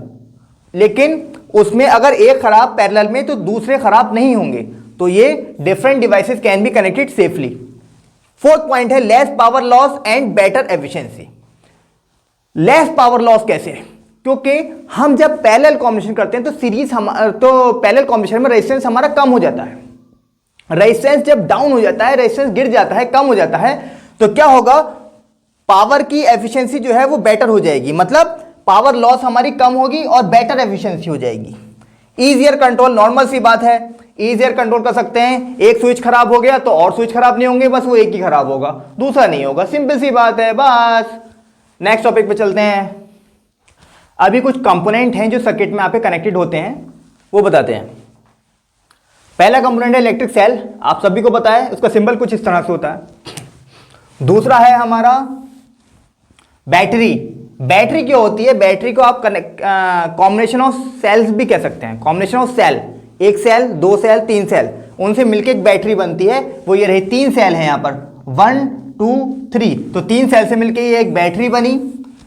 तीसरा है आपका प्लग की और स्विच। जब स्विच हमारा ओपन होगा तो अंदर डॉट नहीं होगा, जब स्विच हमारा क्लोज होगा तो अंदर डॉट होगा। ध्यान रखें, जब प्लग की या फिर स्विच हमारा ओपन है तो ये खुला होगा, जब स्विच हमारा क्लोज है तो ये अंदर पॉइंट होगा। ध्यान रखें इस बात का, इस पॉइंट के ऊपर डिपेंड करना है, ध्यान देना है आपको। जब ये पॉइंट अंदर होगा, डॉट अंदर होगा, तो ये स्विच क्लोज है, और जब डॉट अंदर नहीं है तो स्विच ओपन है। ध्यान देना आप इस बात के ऊपर। आगे चलते हैं। अब वायर ज्वाइंट, कोई वायर दूसरे वायर से ज्वाइंट है तो वो इस तरह से ज्वाइंट होता है। अब वायर क्रॉसिंग विदाउट ज्वाइनिंग, बगैर ज्वाइनिंग होते हुए एक वायर दूसरे वायर के ऊपर से क्रॉस हो रहा है तो उसका साइन इस तरह से दिखाई देंगे। रेजिस्टेंस सभी को पता है, इस तरह से साइन आता है इसका, रेजिस्टेंस का। क्लियर है बात। आगे चलते हैं। रियोस्टेट, रियोस्टेट इस तरह से होता है। इलेक्ट्रिक बल्ब कुछ इस तरह से होता है। अमीटर आपको मैंने बताया था प्रीवियस क्लास में, इस तरह से होता है, प्रीवियस टॉपिक पे। वोल्ट मीटर इस तरह से होता है। ठीक है, ये नोट डाउन कीजिए, इसका स्क्रीनशॉट ले लीजिए आप, और नेक्स्ट टॉपिक की तरफ चलते हैं। चलिए समझते हैं इलेक्ट्रिक पावर क्या होती है। इलेक्ट्रिक पावर को आप समझते हैं, rate at which electrical energy is consume और converted into form of energy such as heat, motion और लाइट। जिस रेट पर हमारी इलेक्ट्रिकल एनर्जी कंज्यूम हो रही है या फिर वो कन्वर्टेड हो रही है एक तरह की एनर्जी में, लाइक हीट में, मोशन में और लाइट में, वो कहलाएगी हमारी, क्या कहलाएगी, इलेक्ट्रिक पावर। अब इसकी वैल्यू कितनी होती है, P इजिकल टू VI, जानते हैं आपको। यहां पर मैं करता हूं rough work, V is equal to IR होता है, आप जानते हैं, पुट कर दीजिए यहां पर IR इंटू I की I से मल्टीप्लाई हो जाएगा, क्या हो जाएगा, I स्क्वायर R। एक फॉर्मूला तो ये बन गया, P is equal to I square R। ठीक है, दूसरा फॉर्मूला इससे और बनाता हूं, इससे ही बनाऊंगा मैं आपको। I को अकेला करेंगे, V अपॉन R हो जाएगा, यहां पुट कर दीजिए, क्या हो जाएगा, V अपॉन R का होल स्क्वायर इंटू R, तो क्या हो जाएगा, V square upon R square into R। इस R से ये R खत्म, तो V square upon R। That means P is equal to V square upon R। ये भी फॉर्मूला किसका है, इलेक्ट्रिक पावर का है। अब इलेक्ट्रिक पावर एक्चुअल में होती क्या है, इलेक्ट्रिक पावर अगर मैं सिंपल वर्ड में बताऊं, थम्स अप वाली लैंग्वेज में, इलेक्ट्रिक पावर ये होती है, वो बताती है how fast is work to be done, काम कितनी जल्दी हो रहा है, वो कौन बताता है, इलेक्ट्रिक पावर बताती है। ठीक है, इस पावर की यूनिट क्या होती है, वाट। और कोई काम कितनी जल्दी हो रहा है वो इलेक्ट्रिक पावर कहलाती है। या फिर कोई इलेक्ट्रिकल वर्क कितनी जल्दी हो रहा है वो इलेक्ट्रिकल पावर कहलाती है। समझ गए बात। अब घरेलू जो आपके मीटर्स होते हैं उसमें जो आप एनर्जी कंज्यूम करते हैं वो किस फॉर्म में करते हैं आप? किलोवाट आवर के फॉर्म में करते हैं। अभी 1 किलोवाट आवर है क्या? 1 किलोवाट आवर क्या है? 1 किलोवाट मतलब 1000 वॉट। आर मतलब आर को आप सेकंड में कन्वर्ट करेंगे, क्या हो जाएगा? आर को सेकंड में करेंगे तो 3600 सेकंड हो जाएगा। समझ रहे हैं बात आप मेरी? समझ रहे नहीं समझ रहे? अब जब आप इसे कन्वर्ट करेंगे, इनके मल्टीप्लाई करेंगे तो 3.6 इंटू 10⁸ वॉट सेकेंड क्या हो गया है? वॉट सेकेंड हो गया है। और वॉट सेकेंड किसे कहते हैं? वॉट सेकेंड किसे कहते हैं? जूल। ये जूल की यूनिट होती है। 3.6 इंटू 10⁸ जूल, ये वॉट सेकेंड होता है। इसका मतलब घरेलू जो आपके मीटर्स लगे होते हैं उसमें आप कहते हैं 1 यूनिट गिर गया, 2 यूनिट गिर गया। पापा जी कहते हैं 1 यूनिट गिर गया, अरे यार संभाल के यूज कर, कितने यूज कर रहा है? 2 यूनिट गिरा डाले तूने। तो उस केस में जब आप 1 यूनिट गिराते हैं यानी कि 1 किलोवाट आवर गिरा दे रहे हैं आप, कितनी एनर्जी कंज्यूम कर दे रहे हैं आप? 3.6 इंटू 10⁸ जूल एनर्जी आप कंज्यूम कर रहे हैं। समझ रहे हैं बात आप मेरी? तो हमेशा ध्यान रखें जब घर की बिजली फूकें कि भैया बिल जो है पापा ही दे रहे हैं, तो जरा ध्यान से उसे फूके। तो 1 किलोवाट आवर कितना होता है? 3.6 इंटू 10⁸ जूल। यानी कि जब 1 किलोवाट आवर यानी कि 1 यूनिट आप गिरा रहे हैं, इसका मतलब इतनी एनर्जी आप कंज्यूम कर दे रहे हैं। समझ रहे हैं बच्चों? ठीक है। तो बच्चों ये टॉपिक आपके क्लियर हो गया होगा, इलेक्ट्रिक पावर आई थिंक। ठीक है, नोट डाउन कीजिए आप इसे। नेक्स्ट टॉपिक पे चलते हैं। चलिए अब डिस्कस करते हैं heating effect of electric current. क्या होता है? When an electric current passes through a conductor, the conductor becomes hot. This is called as heating effect of electric current. ये तो अंग्रेजों वाली बात हो गई, हिंदी में समझते हैं। जब कोई कंडक्टर से इलेक्ट्रॉन पास होते हैं, करंट क्या है? Flow of electrons. जब किसी कंडक्टर से इलेक्ट्रॉन पास हो रहे हैं, मान लीजिए कंडक्टर है, इसमें करंट पास हो रही है, करंट पास हो रही है यानी कि इलेक्ट्रॉन फ्लो हो रहा है। इलेक्ट्रॉन जब फ्लो होते हैं, जो इस कंडक्टर के एटम्स हैं, जो इस कंडक्टर के एटम्स हैं उससे इलेक्ट्रॉन कोलाइड करेंगे। मैंने अभी प्रीवियस टॉपिक में आपको बताया था, जब कोलिजन होता है तो क्या होता है? एनर्जी का लॉस होता है, और ये एनर्जी ही इलेक्ट्रिकल एनर्जी काय में कन्वर्ट हो जाती है? हीट एनर्जी में कन्वर्ट हो जाती है। This is called as heating effect of electric current. Again one more time, जब किसी कंडक्टर में करंट पास होती है, इलेक्ट्रॉन फ्लो होते हैं। इलेक्ट्रॉन जब फ्लो होते हैं, जो उस कंडक्टर के जो एटम्स होते हैं उससे कोलाइड, लड़ते झगड़ते हुए जाते हैं। जब उससे कोलाइड कर रहे हैं तो यानी कि ये से टकराए, ये से टकराए, इससे टकराए, तो कुछ ना कुछ एनर्जी का लॉस हो रहा है।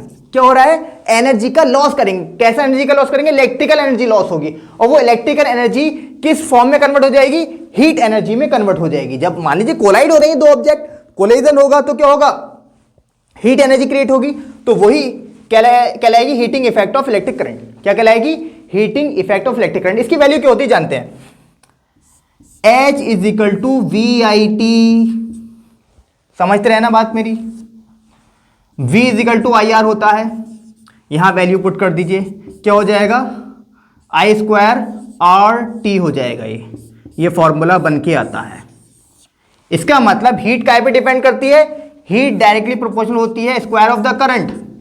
हीट डायरेक्टली प्रोपोर्शनल होती है रेजिस्टेंस के, और हीट डायरेक्टली प्रोपोर्शनल होती है किसके? टाइम के। समझते हैं? जितनी करंट फ्लो होगी उतनी ज्यादा हीट क्रिएट होगी, उसका स्क्वायर कर दीजिए आप। जितना रेजिस्टेंस बढ़ेगा तो हीट ऑटोमेटिकली बढ़ेगी, और जितने टाइम के लिए वो करंट फ्लो होगी उतनी ज्यादा हीट बढ़ेगी। यानी कि इन तीनों फैक्टर्स पर आपकी हीट जो है वो निर्भर करती है। अंडरस्टूड? चलिए अब नेक्स्ट टॉपिक पर इसकी एप्लीकेशन जानते हैं कि कहां कहां इस हीट को यूज किया जाता है। अब पढ़ते हैं किस तरह से हमारी इलेक्ट्रिकल ये जो हीट है ये कहां कहां यूज होती है। सबसे पहले इलेक्ट्रिकल बल्ब में यूज होती है। एक जो बल्ब होता है आपने देखा होगा, इसमें इस तरह का एक फिलामेंट लगा हुआ होता है। ये क्या होता है, फिलामेंट।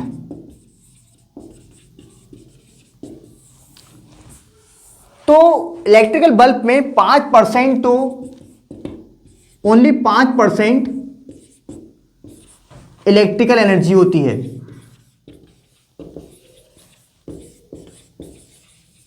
ध्यान देना मेरा इसके बात को, 5 से 10% इसमें इलेक्ट्रिकल एनर्जी होती है। 5% या 10%, इससे ज्यादा नहीं होती है। 5 से 10% इसमें इलेक्ट्रिकल एनर्जी होती है और 95% इसमें हीट ही हीट होती है भाई। समझ रहे हैं बात मेरी? 95% तो इसमें हीट ही होती है। आप कभी खड़े होकर देख लें। ये फिलामेंट जो होता है इसका हाई रेजिस्टेंस होता है बस, और हाई मेल्टिंग पॉइंट होता है। इलेक्ट्रिकल आयरन में आपका नाइक्रोम वायर यूज किया जाता है। क्या यूज किया जाता है? नाइक्रोम वायर, जिसका हाई मेल्टिंग पॉइंट होता है और हाई रेजिस्टेंस होता है। इलेक्ट्रिक हीटर में इसका यूज होता है, सेम एज इट इज यहां यूज किया जाता है इसका। और इलेक्ट्रिकल ओवन में भी इसका यूज किया जाता है, क्योंकि ये हाई मेल्टिंग पॉइंट और हाई रेजिस्टेंस वाले जितने भी होते हैं उनका यूज एज अ हीट के लिए हम अपने ओवन में, टोस्टर में और इलेक्ट्रिक आयरन में, बल्ब में इस तरह का यूज करते हैं। अब चलते हैं इलेक्ट्रिक फ्यूज पे। वो क्या होता है स्टूडेंट? अब जानते हैं हम इलेक्ट्रिक फ्यूज क्या होता है। इलेक्ट्रिक फ्यूज अगर आप देखेंगे, electric fuse is a short piece of wire that prevent short circuit, generally made up from alloy, aluminium, copper और tin and lead. Electric fuse जो है एक शॉर्ट पीस ऑफ वायर होता है दैट प्रिवेंट शॉर्ट सर्किट, जो short circuit से बचाता है। मैं आपको बताता हूं, देखिए मेरे पास एक ये है, आप इसमें एक डिवाइस देखेंगे, ये इलेक्ट्रिक फ्यूज है। ये क्या है? इलेक्ट्रिक फ्यूज है। अगर आपको यहां दिख रही होगी तो ये क्या है? इलेक्ट्रिक फ्यूज है। इसके अंदर आप बहुत ध्यान से देखें, एक वायर लगा हुआ है जो कि इस डिवाइस में लगी हुई थी। यहां पर दिख रहा है आपको ये पॉइंट, यहां पर ये इलेक्ट्रिक फ्यूज लगा हुआ था। अब इस डिवाइस के ऊपर आपको ये दिख रहा होगा 6 वोल्ट और /240 वोल्ट, 6 एम्पियर और 240 वोल्ट इसके ऊपर लिखा हुआ है। यहां दिखेगा आपको क्या है? 6 एम्पियर एंड 240 वोल्ट दिखा आपको? ठीक है। तो ये इलेक्ट्रिक फ्यूज करेगा क्या? ये काम क्या करेगा? इतनी छोटी सी डिवाइस है स्टूडेंट। ये जो इसका जो काम है, जनरली इसका जो काम है, इसका काम ये है, जब हम इसे किसी सर्किट में लगा देते हैं, मान लीजिए मैंने इसको यहां लगा दिया है, तो आगे जितनी भी करंट है वो आगे नहीं जाएगी, अपने ऊपर ले लेगा, सह लेगा अपने ऊपर। मतलब कहने का मतलब मेरा ये है, यूजली इसके ऊपर रीडिंग पड़ी हुई है 6 एम्पियर और 240 वोल्ट। इसका मतलब ये डिवाइस जो है 6 एम्पियर तक करंट सह सकती है, लेकिन 240 वोल्ट इसे चाहिए चलने के लिए इस डिवाइस को।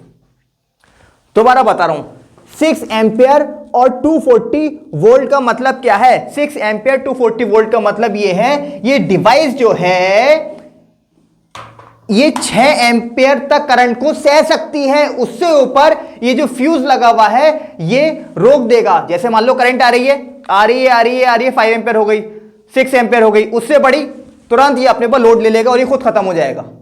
ये खुद खत्म हो जाएगा और ये हमारे इस सर्किट को बचा लेगा शॉर्ट सर्किट होने से, आगे के जितने भी हैं। इसलिए शॉर्ट सर्किट इसमें नहीं होगा अगर ये इलेक्ट्रिक फ्यूज लगा हुआ है। ठीक है। और इस डिवाइस को चलने के लिए 240 वोल्ट चाहिए। तो यही तो बात यहां बोली है। क्या बोला? Electric fuse is a short piece of wire that prevent short circuit, generally made up of from alloy, aluminium, copper, tin and lead. इसका ये बना हुआ होता है और ये शॉर्ट सर्किट को बचाने के लिए यूज होता है। अब इसमें होता क्या? इसका लो मेल्टिंग पॉइंट होता है, लो मेल्टिंग पॉइंट होता है, पहली बात। और सेकंड बात क्या है? Low melting point but high resistance.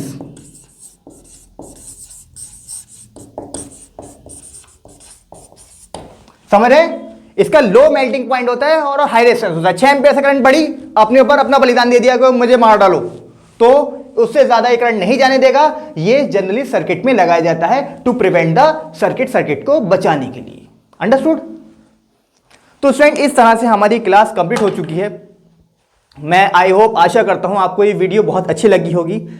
तो जिन स्टूडेंट को ये वीडियो अच्छी लगे प्लीज प्लीज प्लीज आप चैनल को लाइक करें, सब्सक्राइब करें और कमेंट जरूर करें, क्योंकि इस व्हाइट बोर्ड पर आप भी जानते हैं बार बार रब करना पड़ता है और वीडियोस बनाना काफी डिफिकल्ट हो जाता है। अभी मेरा इतना बजट नहीं है जो कि मैं परचेस कर सकूं कौन सा डिजिटल बोर्ड। स्टूडेंट आपको ये लेक्चर जैसा भी लगा आप एक बार कमेंट जरूर करें। मैं इस तरह की वीडियोस लाता रहूंगा और आपका एक छोटे से छोटा बेसिक कॉन्सेप्ट आपका क्लियर कर दूंगा, जो भी फिजिक्स से और मैथ से रिलेटेड होगा और भी टॉपिक में आपके क्लियर कर दूंगा।